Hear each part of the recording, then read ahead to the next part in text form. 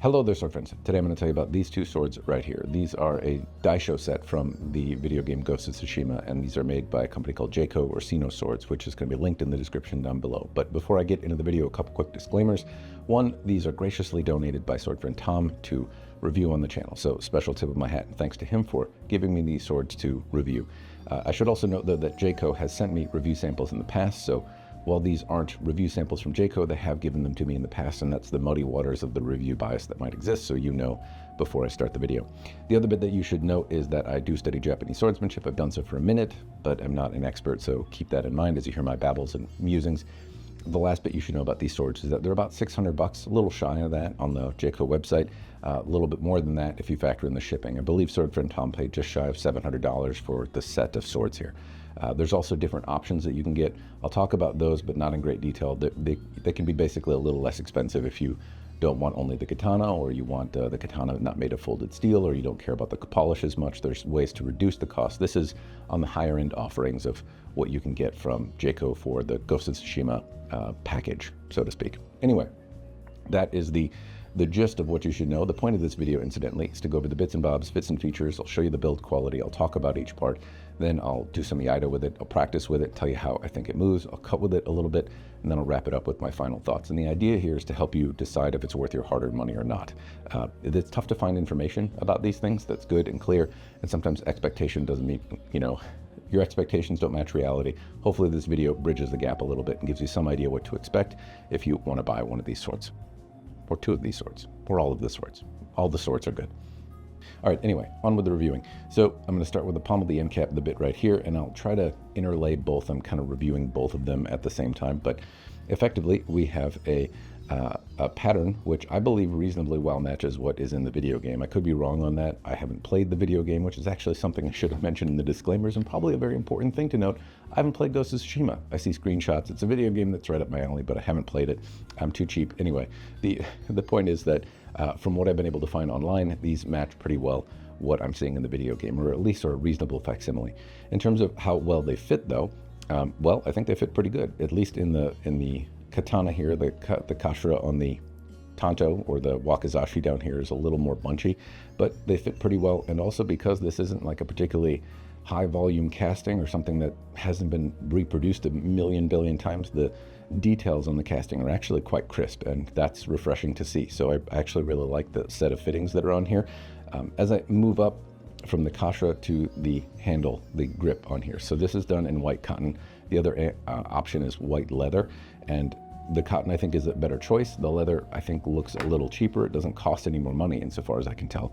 Now the white, though, gets a lot of stain from your hands, so if you handle these at all, they are just basically going to get mucked up really quickly, and they're very, very difficult to clean. So that's something you want to know. If you actually end up handling these things, expect them to look less than pristine in short order if you plan on doing anything. Like even taking them out and cleaning them, just the oil from your hands starts to stain them, and that can be unfortunate.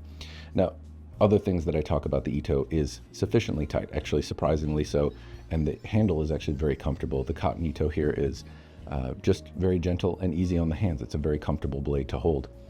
The diamonds do wander a little bit on both of them, but both have very, very tight ito, which is kind of a surprise given that this is a video game sword. So far, we've got nice clean castings, we've got tight ito. It's maybe in a color that's going to show stain, but maybe you like that. The black semigawa underneath in each is pretty small nodule, and I can make out the kind of panel lines on here, so that's a little less desirable. At the same time, it's not necessarily the end of the world, and it's not exactly breaking reality or anything like that. The video game kind of changes around a little bit in the screenshots that I see, so I can't say that I necessarily mind it at all. For swords, a two-sword set for $600, I'm not expecting the world here. It has gold manuki in both examples here. I can't tell if these match the video game or not, but they look reasonably close. As I move up to the fuchi on the katana, there's a little bit of space that doesn't match up or line up perfectly. Same on the wakizashi or tanto area here. This is usually an area that JKOO does better, and it doesn't fit super well here, but the fitting itself is actually quite nice. I don't mind it. It looks reasonably detailed. It has this kind of cloudy look, and again, insofar as I can tell, these are pretty close to what I see from screenshots in the video game. Moving to the Tsuba, we have a again, I'm going to just say I like the theme. It matches what I see in the video game. I don't know how often these change, but the casting quality is pretty decent here. I think the video game might have something around the rim. I'm not exactly sure. And I believe there's a couple different versions of this sword made. JKOO mentioned there's a thinner Tsuba now, so maybe that was a problem in the past. These don't seem particularly thick, but anyway, I like the look, and thematically they all blend. They all look like they have reasonable levels of detail, which is marginally better than I typically see on cast fittings from JKOO and the like. The vendors that use a number of different parts from kind of what appear to be the same buckets, these look pretty good and pretty clean. Now moving down to the saya, there is some other stuff to talk about here. The Sageo is not particularly bougie or zazzy or anything like that. It's a simple Sageo, but sufficient, and it's still tied on. The Scabbard doesn't have a whole lot of dimension or taper. It's a pretty standard size. Again, this is all acceptable for the money. It has this kind of bluish, dark, midnight blue or black base coat, and it's been kind of slashed with a silver paint that has a little bit of texture to it. I can't say I mind it. It doesn't show fingerprints very easily. It also doesn't seem to ding or anything like that easily. It doesn't reflect too much. It's reasonably handsome. And then just like on the video game, this little moan is kind of carved into the Tsuba area right up at the top here, which is not something I commonly see, but is a reasonable, nice additional detail. And again, I think it matches the video game. Up at the top of the Scabbard, there aren't any horn parts though, and so for a $700 sword set, I would like to see horn added here and on the Kurigata area. I don't know how important that is. That's something I like to have on swords I practice with, which this certainly wouldn't be. However, it would be nice on a more expensive sword to see those parts added. The elephant in the room here are these giant fittings on the bottom here, and while they do match what is in the video game, they are really quite heavy and throw off practice quite a bit. So I've seen this end piece look a little differently. Now, in historic Japanese swords, you could absolutely have really intricate kojiri, this end cap right here. They can be really bougie and swanky. This one is like a big cup that the wooden scabbard slides into. Historically, they usually were inset into the wood and tied on a little bit more, and also made quite a bit thinner, because this absolutely weighs down the scabbard and makes it feel kind of weird while you hold it in your belt. It has like a weight that I'm unaccustomed to having there. At the same time, you might be able to bop somebody with it, but I'd hazard a guess it's just glued on and not really sufficient for any kind of combat. It does keep your blade from dinging if it hits the ground. At the same time, it's a lot of weight, and if there was any weight reduction or any critique I could give the blades, it would be that this thing should be much, much thinner, much more compact. It would probably be less resilient, but this is what makes it more a fantasy game and where I have to give it the most leeway. Now, also worth noting that both of these swords have this, and so they really, when they're both in your belt, this is just like a weight kind of anchoring you down, and it doesn't feel particularly good. I'd imagine if you want to wear these around for cosplay or something like that, it would also feel a little bit strange to walk around with them, and that's something that you should keep in mind. There are versions of this sword that come with a painted scabbard, and initially when I was looking at these online, I thought, why would anyone want the painted on version of these? Well, if you actually plan on wearing them, that may be advisable, because this is, again, very heavy, very strange feeling in the belt. It's just, if you've worn a Japanese style sword before, it feels odd, like something's dragging behind you. It's not particularly comfortable or familiar feeling, at least it wasn't to me. That said, they do have very nice cloud patterns on them. They seem, again, to have reasonably crisp details and reasonably well match what the sword in the video game has. So if the objective is to sit it on a stand because you really like the game, then the display version, I think the fitting is handsome and looks good on a rack, but doesn't feel good on your belt. Now, moving on to the blades, what I have here is the folded blade on the katana, but it looks like the Wakizashi or Tanto is actually not a folded steel, because I can make out the folding pattern in the katana, but I don't see it so well in the Tanto, or I could be wrong on that.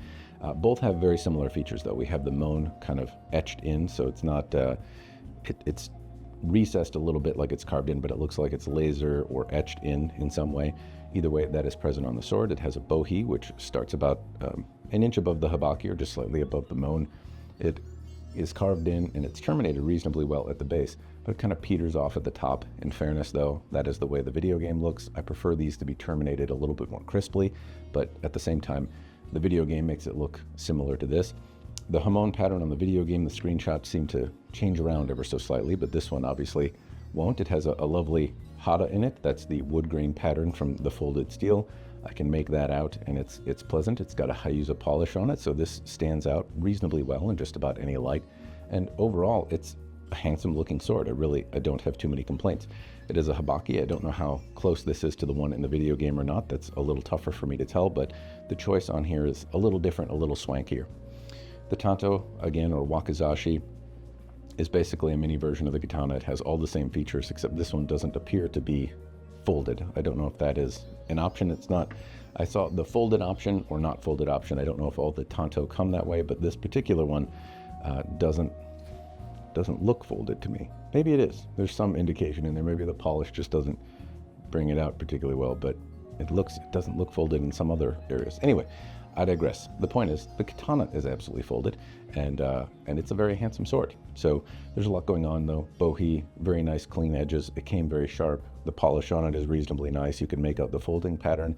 It's overall a really handsome sword. Now I'm going to talk about doing Iaido with it. I mentioned some of these things already as I was moving around just practicing with it. One, I don't usually practice with a wakizashi. I haven't reached that part of training yet where I wear a wakizashi or do any kata with it. So it's unfamiliar to me. If it looks that way, that's why, because it is. But I can tell you that the sword, it moves reasonably well. As a sword in the hand, this is super comfortable. It feels good.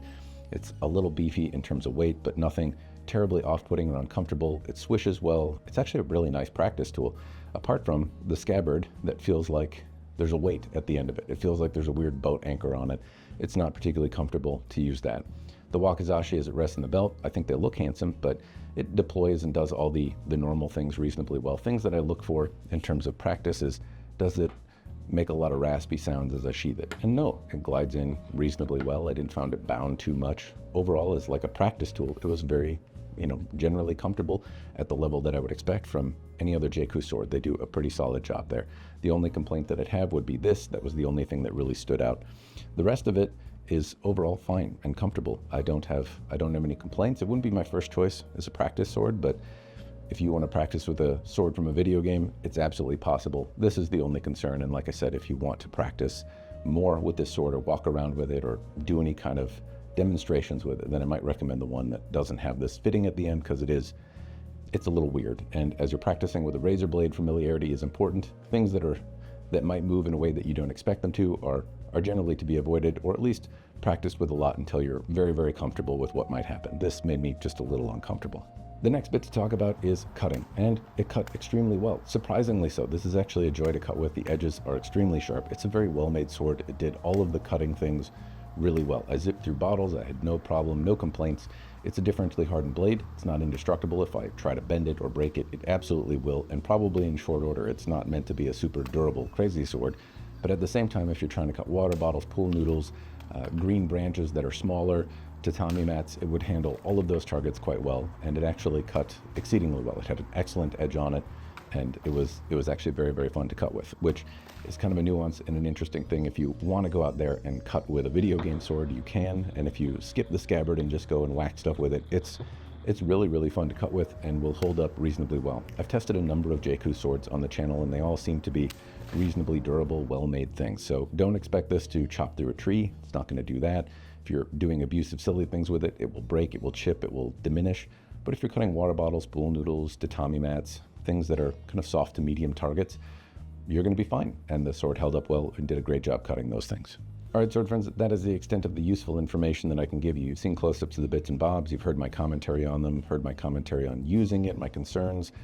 You've seen me cut with it. You've seen how well it holds up. Hopefully at this point you have some idea if it's worth your hard-earned money or not, but it's time I answer that question myself. Do I personally think it's worth the asking price of $600?